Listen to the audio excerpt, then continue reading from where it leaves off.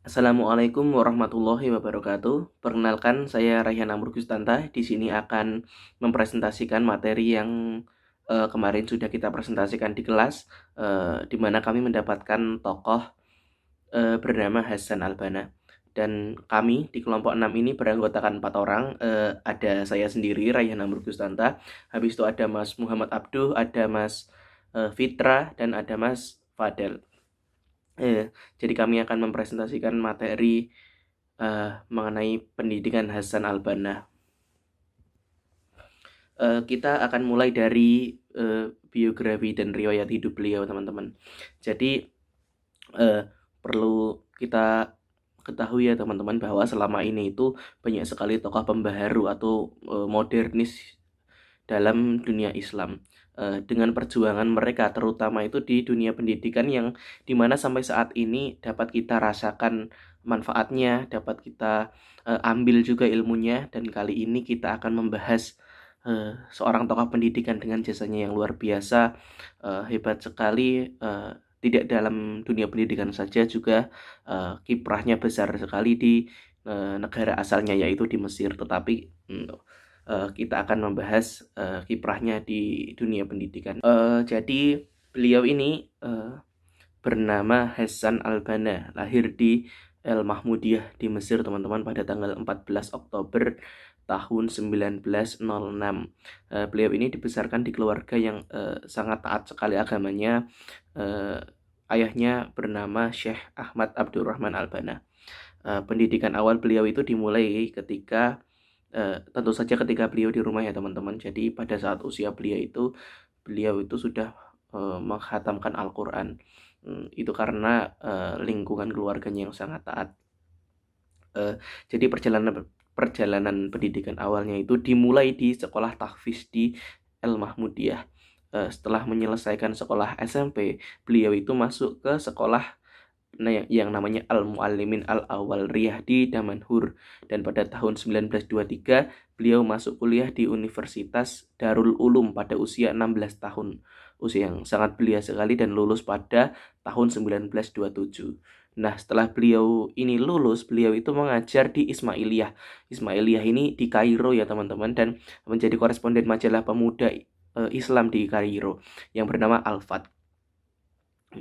Dan pada saat di Ismailiyah inilah beliau itu melihat suasana rakyat Mesir yang mengalami banyak sekali kemunduran dan kerusakan di berbagai bidang yang jauh sekali dari kata Islam.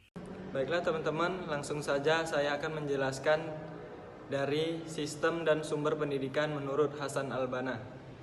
Sistem pendidikan Islam yang diterapkan oleh Hasan Albana. Dalam pendidikan Hasan Albana berbeda kontras dengan sistem pendidikan yang dibangun oleh individualis maupun sosialis komunis. Sistem pendidikan yang dibangun oleh Hasan Albana mengacu kepada tujuan yang jelas, langkah-langkah yang nyata, sumber yang terang yang digali dari ajaran Islam kafah, bukan dari ajaran-ajaran lainnya. Sistem pendidikan Hasan Albana yang dibangun oleh Hasan Albana dibangun dengan landasan ajaran agama Islam yang bersumber pada Al-Quran dan tafsirnya, terutama mengutamakan tafsir salaf seperti tafsir Ibnu Katsir. Sumber kedua adalah hadis, dengan memperhatikan keautentikan dan syarahnya, berpegang teguh kepada imam-imam hadis terpercaya. Dalam landasan Hasan Albana, kedua sumber tersebut adalah tempat kembali setiap muslim untuk mengetahui hukum Islam. Keduanya sebagai dasar Islam harus dipahami secara total dan universal, sebagaimana mestinya dengan memperhatikan keautentikan dan kevalitannya. Baiklah teman-teman, untuk mengetahui lebih lanjut sumber-sumber pendidikan menurut Hasan Albana dapat diformulasikan sebagai berikut. Pertama, Al-Quran. Al-Quran adalah kalamullah yang diwahyukan kepada Nabi Muhammad SAW, menjadi sumber pendidikan Islam yang utama dan paling utama. Dalam keyakinan Hasan Albana, bahwasannya Al-Quran menjadi dasar moralitas individu yang menekankan penerapan syariah dalam seluruh permasalahan, termasuk permasalahan di pendidikan. Al-Quran menduduki tempat paling utama dalam pengambilan sumber-sumber pendidikan. Sumber pendidikan Islam yang kedua adalah sunnah Nabi. Dalam keyakinan Hasan al-Banna, sunnah Nabi merupakan cerminan prinsip manifestasi wahyu baik dalam perkataan, perbuatan, dan takrir Nabi. Sebagaimana Al-Quran dan sunnah Nabi menjadi dasar moralitas individu yang harus kita ikuti. Dalam sunnah Nabi terkandung unsur-unsur pendidikan yang sangat berarti. Sumber pendidikan yang ketiga adalah kata-kata sahabat. Hal ini disebabkan bahwa para sahabat bergaul dekat dengan Nabi Muhammad SAW sehingga mengetahui banyak sunnah Nabi. Oleh sebab itu, perkataan dan perbuatan sahabat juga termasuk dalam sumber-sumber pendidikan Islam menurut Hasan al-Banna. Sumber pendidikan yang keempat ialah nilai-nilai sosial kemasyarakatan. Nilai-nilai sosial kemasyarakatan yang dimaksud ialah yang tidak bertentangan dengan ajaran Al-Quran dan Sunnah atas prinsip mendatangkan kemaslahatan bagi kehidupan manusia. Sumber pendidikan yang kelima ialah warisan-warisan pemikiran Islam. Dalam hal ini, hasil-hasil pemikiran para ulama, filosof, cendekiawan muslim, khususnya dalam pendidikan juga termasuk referensi pengembangan pendidikan. Demikianlah sumber-sumber pendidikan menurut Hasan al-Banna yang menjadi referensi dan pegangan dalam pendidikan Islam. Baiklah, di sini saya akan menjelaskan tentang tujuan Hasan al-Banna. Dalam tujuan pendidikannya, Hasan al-Banna menetapkan tujuan organisasinya yaitu Ikhwanul Muslimin. Yang pertama adalah pendidikan yang benar untuk mencetak jiwa bangsa Ikhwanul Muslimin adalah sarana mereka dalam membentuk generasi baru yang beriman kepada ajaran Islam yang benar. Intinya adalah bertujuan menjadi pribadi yang berakhlak mulia, berilmu, ahli, berkependidikan tangguh, dan berpihak kepada masyarakat Ikhwanul Muslimin. Pendidikannya tidak bisa lepas satu sama lain dikarenakan kegiatan jamaah Ikhwanul Muslimin tidak akan lepas dari aktivitas tarbiyahnya karena berupaya terus-menerus dalam pendidikan dan pembinaan keislamannya terhadap individu muslim. Menurut Hasan al-Banna, tujuan pendidikan dibagi menjadi dua, yaitu tujuan akhir dan tujuan kontekstual. Yang pertama tujuan akhir atau permanen. Tujuan ini menurut beliau adalah memperdayakan manusia untuk dapat mengabadikan kepada sesembahan yang hak, yaitu Allah Subhanahu wa taala, yang tiada sekutu baginya. Karena tujuan tersebut selaras dengan tujuan penciptanya manusia yang harus mengabdi dan berserah diri kepada Allah Subhanahu wa taala sebagai firman Allah dalam surat Al-An'am ayat 162. Dalam ayat 162, tujuan permanennya dapat dirinci sebagai berikut.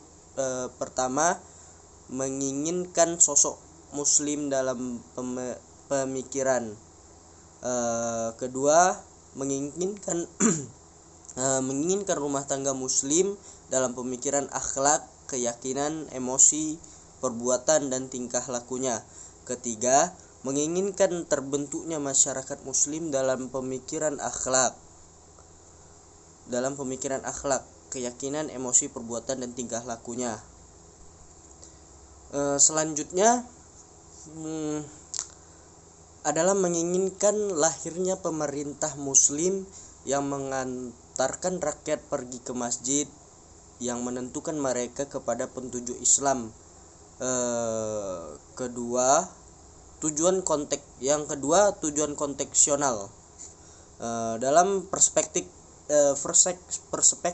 Ikhwanul Muslimin ialah mampu mengatasi berbagai problema dan persoalan di masyarakat, lalu mencari solusi untuk menyelesaikan dalam perspektif syariah Islam.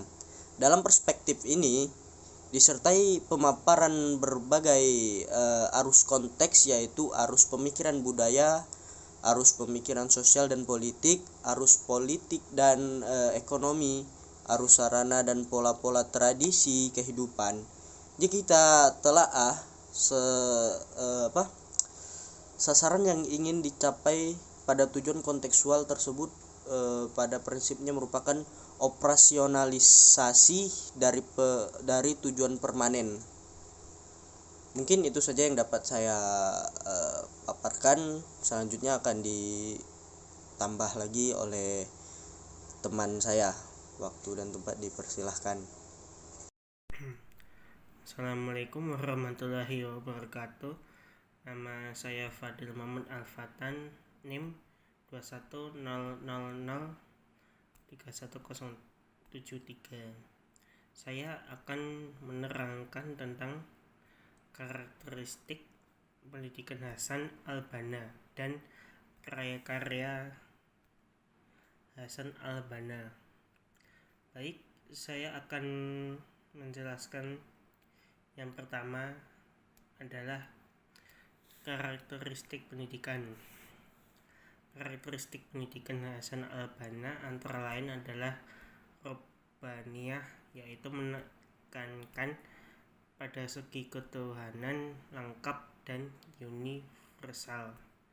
Karena pendidikan Islam merupakan pendidikan yang utuh, meliputi akal, akhlak, jasmani, jihad, kemanusiaan, dan politik.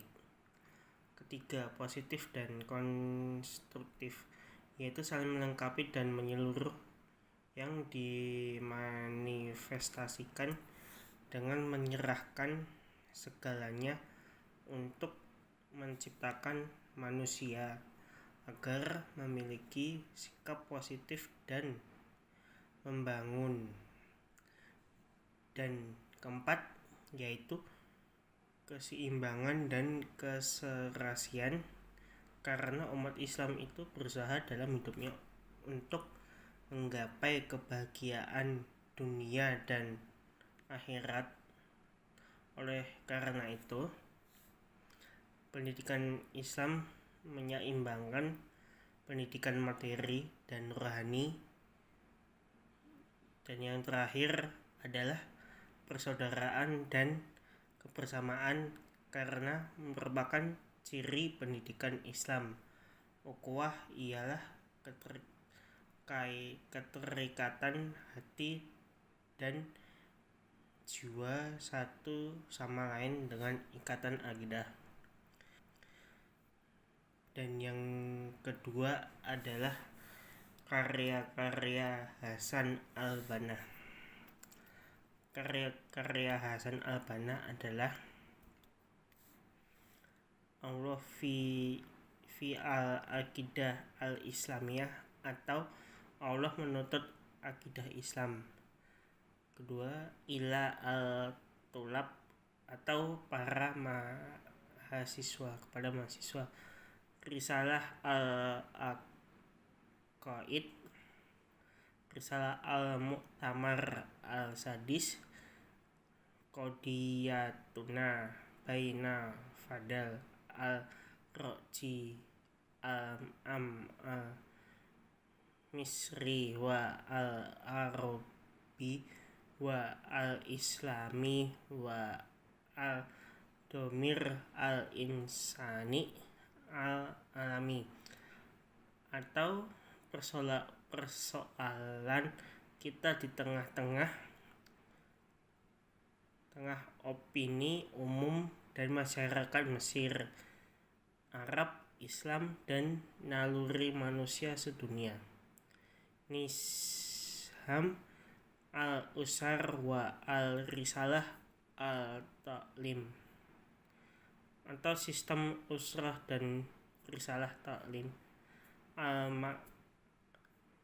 Al-Mar'ah al-Muslimah, atau perempuan yang muslimah. Oke, sekian. Assalamualaikum warahmatullahi wabarakatuh. Oke teman-teman, selanjutnya kita masuk ke dalam kesimpulan. Jadi pemikiran Hasan al-Banna ini dalam pendidikan Islam dapat kita kategorikan ke dalam aliran filsafat rekonstruksionalisme. Apa itu? Itu adalah suatu aliran yang berusaha mengatasi krisis kehidupan modern dengan membangun tata susunan hidup yang baru melalui lembaga dan proses pendidikan. Adapun teori dan ide pokok pendidikan yang ditawarkan itu sangat ideal dan relevan untuk saat ini. Seperti itu karena adanya aspek-aspek yang diterapkannya itu melalui pendidikan beliau mendapatkan keseimbangan antara pengetahuan umum dan pendidikan agama seperti itu. Oke teman-teman, jadi seperti itu saja presentasi dari kelompok kami, kelompok 6. Banyak kesalahan mohon maaf. Nun wal qalami wa ma yasturun. Wassalamualaikum warahmatullahi wabarakatuh.